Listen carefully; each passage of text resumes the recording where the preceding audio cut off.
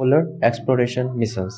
तो इसको moon missions के नाम से बहुत बहुत जाना जाता है और अभी रिसेंटली हमने देखा चंद्रयान 3 के सक्सेसफुल होने की ढेर सारी न्यूज़ हमने आज तक सुना है।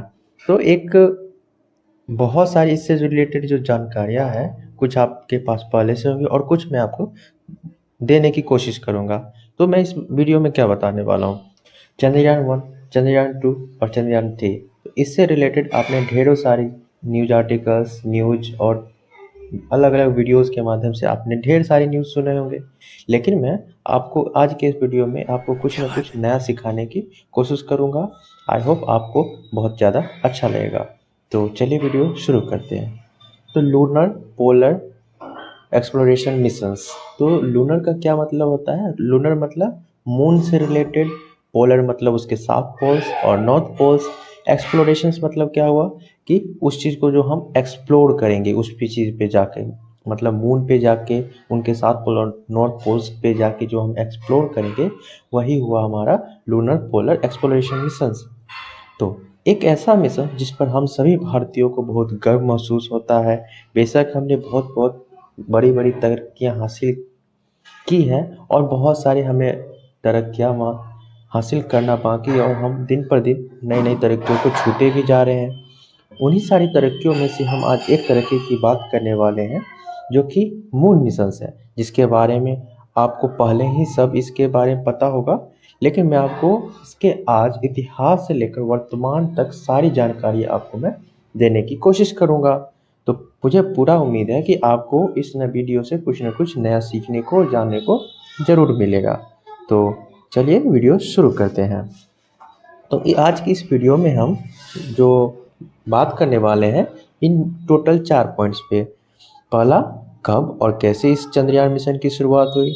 दूसरा, टाइप्स ऑफ लूनर मिशंस, तो जो लूनर मिशंस होते हैं कितने टाइप्स के होते हैं। तीसरा, phases of our Chandrayaan missions, तो मतलब जैसे चंद्रयान 1, चंद्रयान 2, चंद्रयान 3, तो ये कैसे शुरू हुई और इनमें क्या क्या कुछ डेवलपमेंट्स हुए धीरे धीरे टाइम के साथ, तो यही हम इसमें पढ़ेंगे। और चौथा और लास्ट, कि इस मिशन से हमने आज तक क्या क्या सीखा है और क्या क्या जानने को मिला है। तो सबसे पहले हम बात करते हैं पहले नंबर पॉइंट की कि यह कब और कैसे शुरू हुआ। इस बात पे चंद्रयान 1, जो कि बेशक हमारा जो सबसे पहला लूनर मिशन था, तो चंद्रयान 1 1999 में इंडियन एकेडमी ऑफ साइंस में इस बात पे लूनर मिशन के बारे में हमारे इंडिया में इस बात पे सबसे पहले चर्चा की गई थी उसी मीटिंग में। फिर आगे चलकर सन 2000 में यह बात एस्ट्रोनॉमिकल सोसाइटी ऑफ इंडिया तक पहुंची है, जिन्होंने इस पर जोर दिया और जल्द ही इस बात पर इसरो ने national lunar mission task force को इस्टेब्लिश किया ताकि इस मिशन से जुड़े और भी ज़्यादा डेवलपमेंट्स हो सके।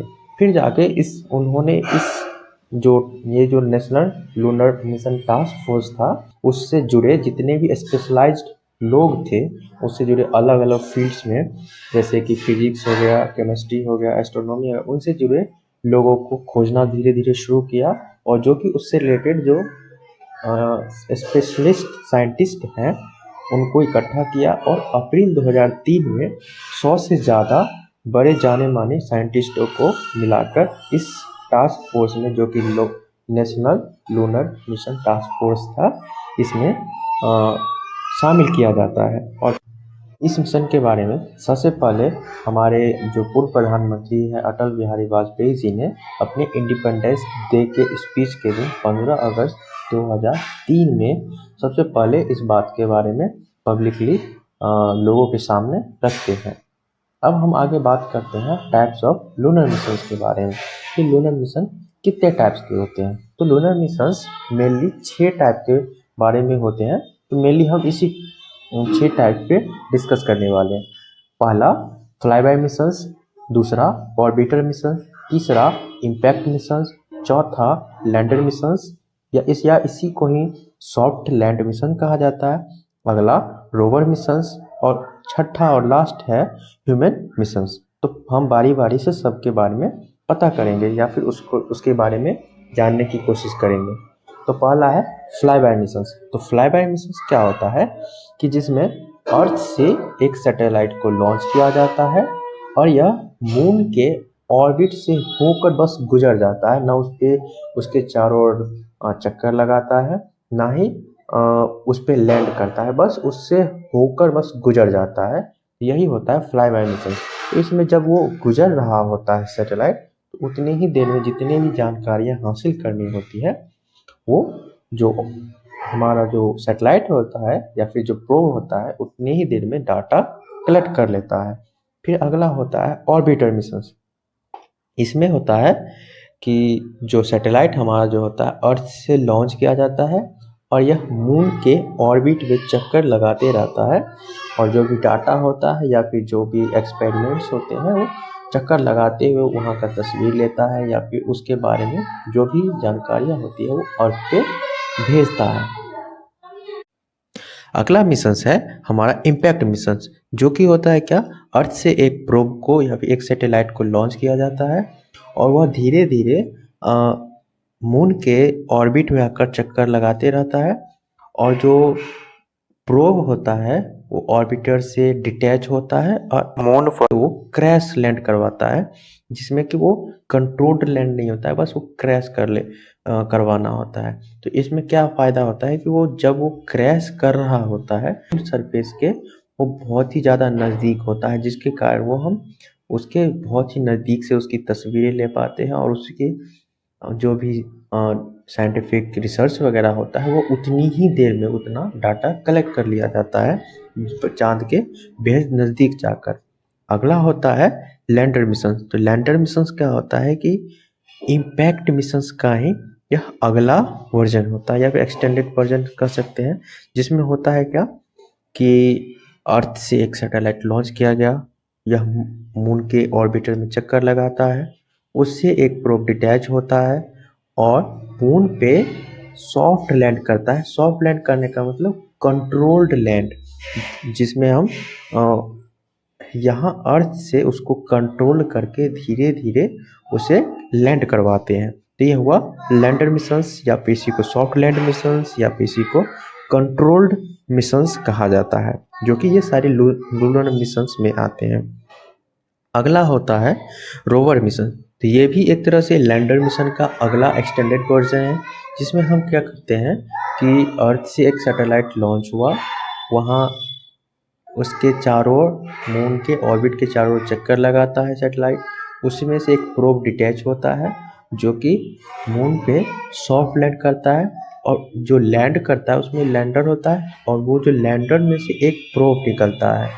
तो वो प्रोब क्या होता है कि मून के सरफेस पे जाकर जो भी एक्सपेरिमेंट्स या फिर जो भी डाटा कलेक्ट किया जाता है या फिर जो तस्वीरें लेनी होती है अच्छे तरह से वहाँ पे बेहतरीन तरीके से ली जाती है, और वो उन सारी डाटास को अर्थ पे वापस सेंड किया जाता है ताकि उसके बारे में हम अच्छी तरह से जान सके, समझ सके।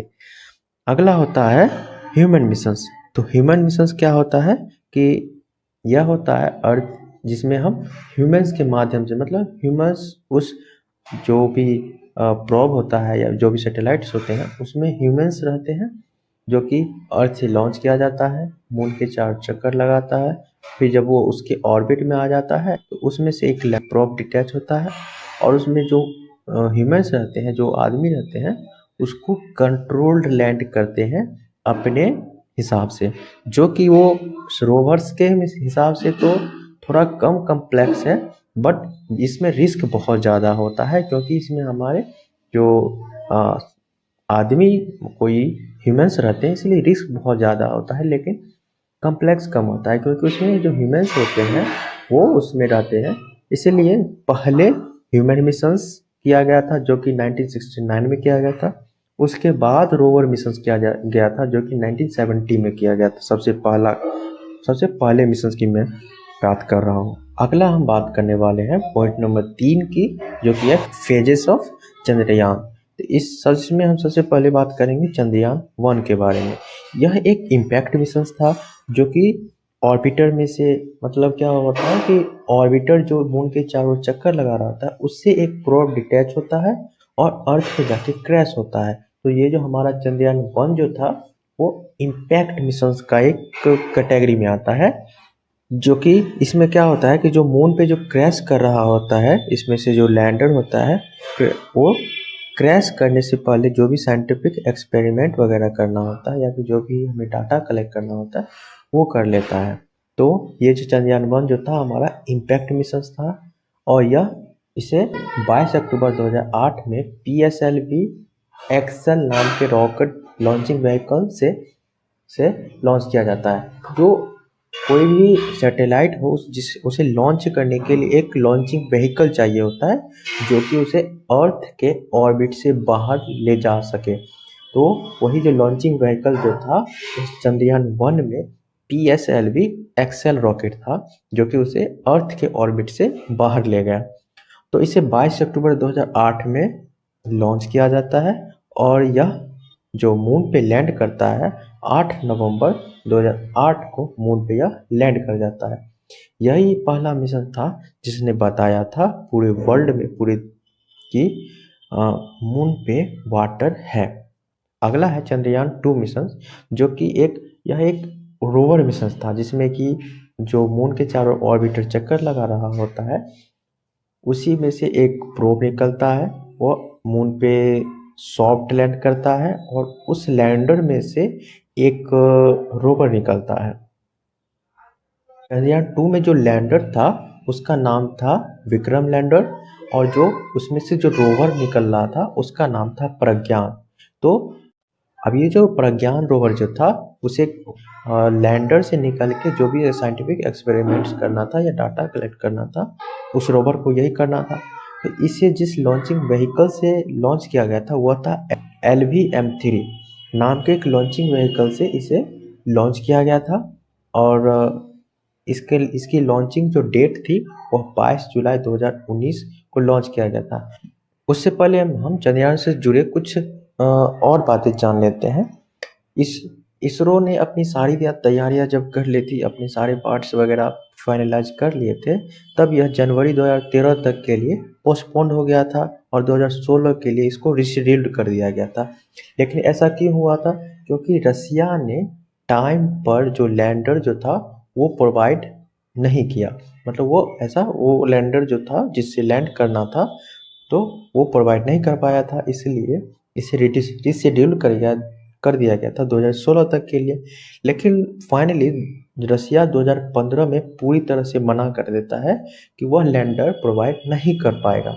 लेकिन जैसा कि हम भारतवासी हैं, जुगाड़ का हमारे पास कमी नहीं है, तो हमने सोचा कि हम खुद का लैंडर बनाएंगे और इसमें हमने कुछ जो मार्स मिशन जो थे उसके कुछ पार्ट्स का यूज किया है इसके ऑर्बिटर में और इसी प्रकार से हमने अपना लैंडर बना कर तैयार कर लिया और इस प्रकार 22 जुलाई 2019 को चंद्रयान-2 लॉन्च कर दिया गया और यह 20 अगस्त 2019 को मून के ऑर्बिट में जाता है। लेकिन 6 सितंबर 2019 को जब यह सॉफ्ट लैंड करने वाला था, लेकिन कुछ सॉफ्टवेयर ग्लिच के कारण यह हमसे उसका संपर्क टूट गया और जिसके कारण वह मून की सरफेस पे जाके क्रैश हो जाता है। लेकिन हम तो हार मानने वालों में से है नहीं, इसलिए हमने अपना अगला मिशन किया चंद्रयान-3। लेकिन उससे पहले चंद्रयान-2 का जो ऑर्बिटर जो था वो अभी भी मून के चारों चक्कर लगा ही रहा है। आगे हम बात करते हैं चंद्रयान-3 के बारे में। यह भी चंद्रयान-2 की तरह ही रोवर मिशन से था जिसमें कि लैंडर ऑर्बिटर्स में से एक प्रोब डिटैच होता और मून पे सॉफ्ट लैंड करने वाला था और उससे एक रोवर निकल के जो डाटा वगैरह है या जो भी एक्सपेरिमेंट्स हैं वो उसमें कलेक्ट करने वाला था कि उस पे मतलब ह्यूमिडिटी थी या नहीं थी या फिर जो उसका टेम्परेचर उसके उसके मिट्टी के बारे में उसके जो भी मिनरल्स हैं इन सारी चीज़ों के बारे में और अच्छे तरह से एक्सपेरिमेंट करने के लिए उसमें से रोवर निकलने वाला था। तो यह जो था चंद्रयान-2 की तरह है, यह भी LV-M3 व्हीकल पर इसे भी लॉन्च किया जाता है और यह जो लॉन्च किया जाता है 14 जुलाई 2023 को लॉन्च किया जाता है और 5 अगस्त 2023 को यह मून के ऑर्बिट में पहुंच जाता है और 23 अगस्त 2023 को यह मून के पर लैंड करता है।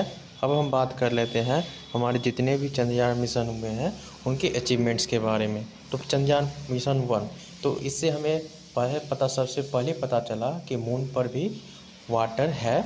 और यह चंद्रयान मिशन जो 1 जो था वो हमारा पहला मून मिशन था जो कि हमने सक्सेसफुली किया। उसके बाद चंद्रयान मिशन 2 जो होता है वो हमारा फर्स्ट इंडियन लैंडर और रोवर मिशन था जो कि पार्शियली सक्सेसफुल था और पार्शियली वो अनसक्सेसफुल रहा। चंद्रयान 3 से क्या हमें अचीवमेंट्स मिला? तो चंद्रयान 3 जो था साउथ पोल पे, मून के साउथ पोल पे लैंड करने वाला पहला जो लैंडर था पूरे वर्ल्ड का। तो यही सारे अचीवमेंट्स थे हमारे जितने भी चंद्रयान मिशंस हुए हैं। तो आई होप आपको अच्छा लगा होगा। Thank you.